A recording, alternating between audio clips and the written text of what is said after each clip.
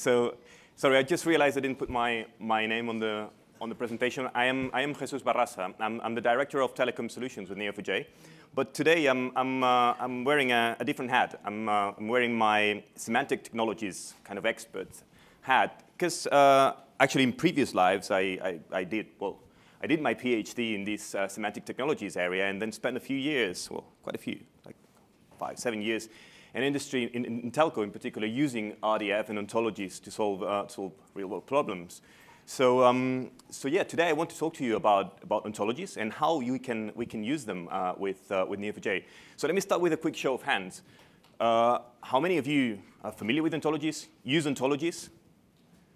That's brilliant. Excellent. So I'll still do a brief introduction just to set the context and for those of you who are less familiar with it.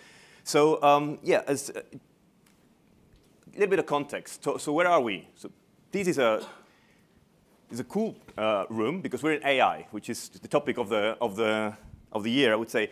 But lately, AI tends to be seen as a synonym of machine learning, and it's not the case. I mean, I've just enumerated some of the disciplines, some of the areas that fall under AI.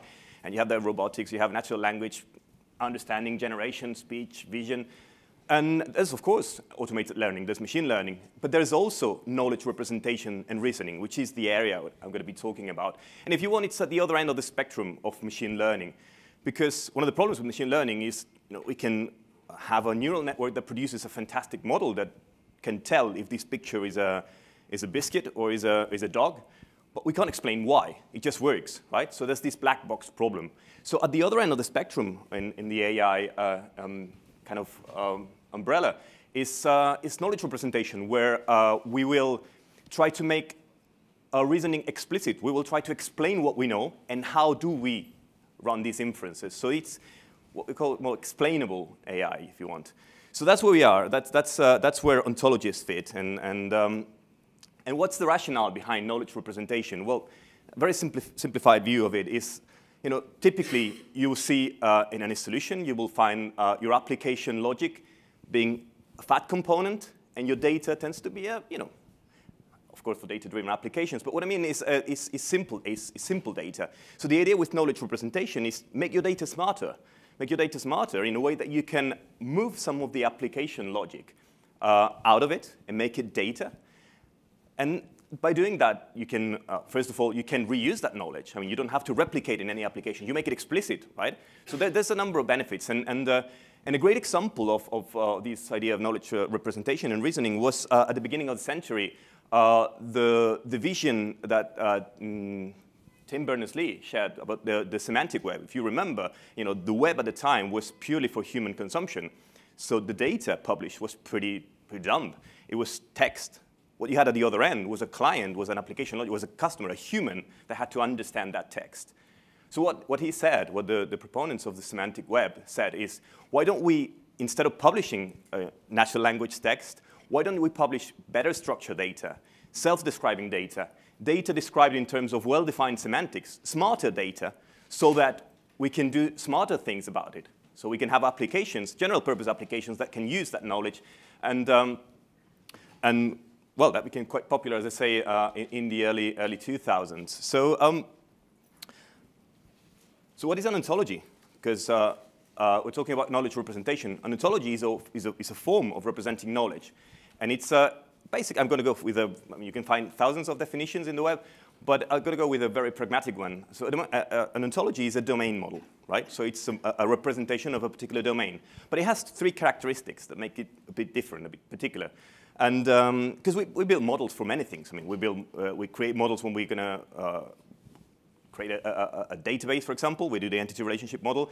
We create models when using modeling tools. We create models when we whiteboard something. But an ontology needs to have these 3 characteristics. The first one, it has to be a formal representation. So it has to be machine readable. That's a key point, right? So it has to have some structured form. The second one, it's an explicit description of a domain. It's not like a natural language text description. It has to be an enumeration of the entities that belong to this domain and how they relate to each other. So I'm talking about entities connected to other entities. That sounds like a graph, doesn't it? And effectively, it's most of the the modeling languages, the ontology languages, are based on RDF, which is actually a graph model. So explicit, that's very important. And the third one is the notion of consensuated knowledge. It's a shared vocabulary. It's typically shared by a community. You can, of course, create an ontology and use it just for yourself, but most of the popular ones and the ones that I'm going to be showing today are shared ontologies, agreed vocabularies that are shared by communities. So let me show you an example, and I'm not going to, I don't know if that's readable, but that's a fragment of the FIBO ontology. So if there's some of you here that are in the finance industry, you might be familiar with it. So it describes a number of finance terms and relationships. And you can see that, well, first of all, it's XML-based. This is a specific serialization. It's using the OWL language. And you can see things like, at the top, there's a description of a class, right? It's a category. So, and it describes what a privately held company is, right? So we see that there's some synonyms, like a closed corporation, a privately held corporation. But more interestingly, there's things like subclass of statements. So I'm saying that a privately held company is a subclass of a stock corporation, right? That's a bit of knowledge that is going to be useful, and we're going to see that in a minute.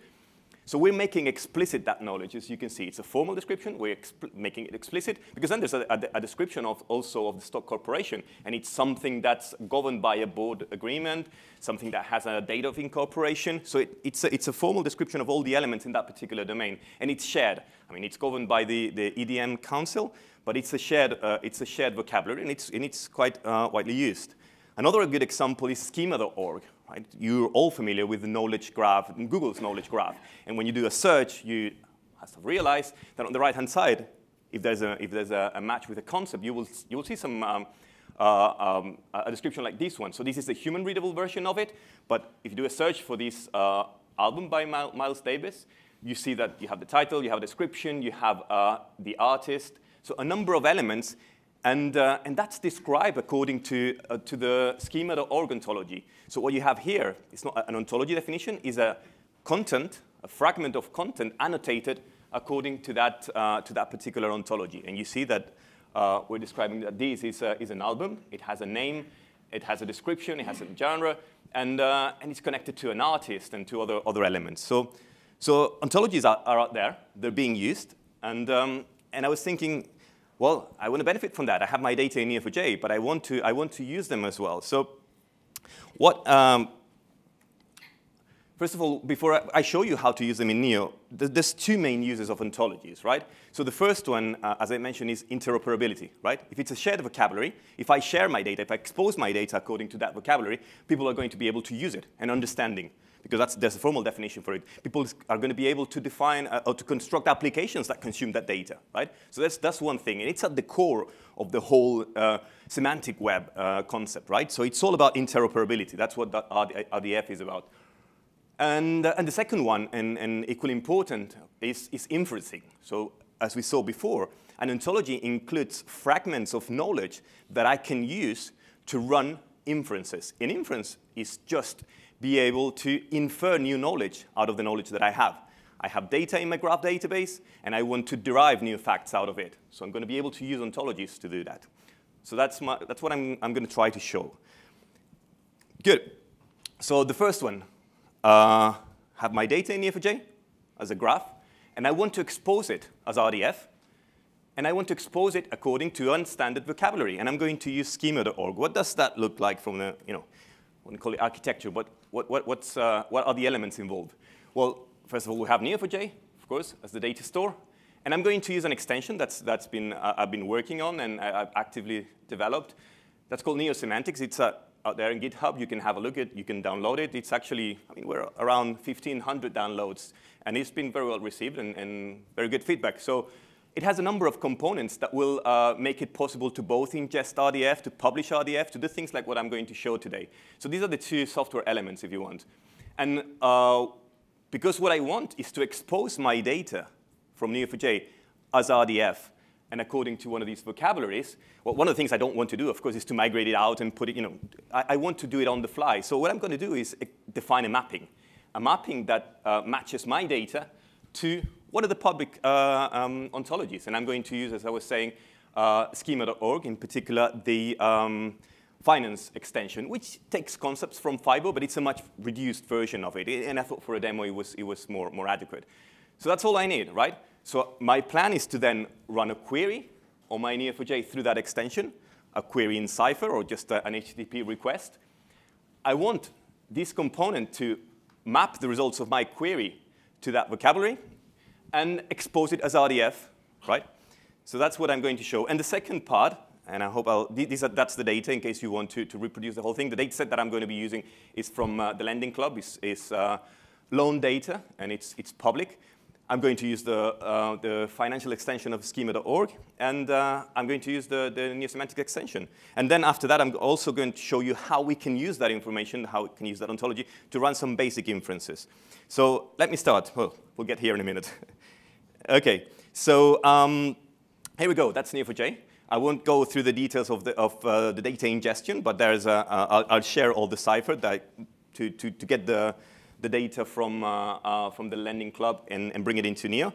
What I have, and let me run a quick query, and I'm going to use Bloom for this. So let me show loans over $30,000 in state, for example, of New York.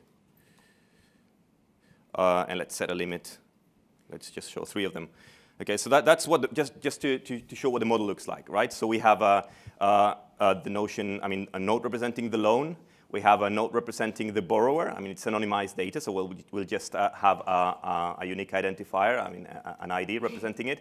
And we have also a connection to a zip code, and the zip code will be connected to a state. Pretty simple model, right? So that's what we have. So first of all, let me show you how I can expose some of that data as RDF. And I'm going to, oh, that's not very readable. Let me do this. Oh. So that's using the browser to send a GET request to the extension, right? To the semantic extension that I'm showing. And the only parameter I'm passing is an ID. It's an ID of a loan. So if I run this, we're going to get an RDF representation. If you're familiar with RDF, this is a turtle serialization of the data in my graph. So I get all the properties, all the attributes of my loan, right? And the connection to the borrower, the connection to the state, et cetera, et cetera. So that's just plain mapping to RDF. And I'm not going to go into the details. There's plenty of information out there. There's even talks where I presented that. But what I want to do now is I want to be able to define a mapping, right? And say, well, I want that. Let me see how I go back from here. Good. So I want to define, oops, here we go. Run this fragment. As I say, I'm going to share it after the talk. But essentially, what I'm doing here is I'm defining a namespace, a link to the vocabulary that I'm going to use, and a number of sort of key value pairs. So I'm saying this property in my graph corresponds to this property in the schema.org. This category, this label, corresponds to this other category. So again, in the interest of time, I'm going to skip over it. But if you want to know a bit more, please come to me after that. So I have a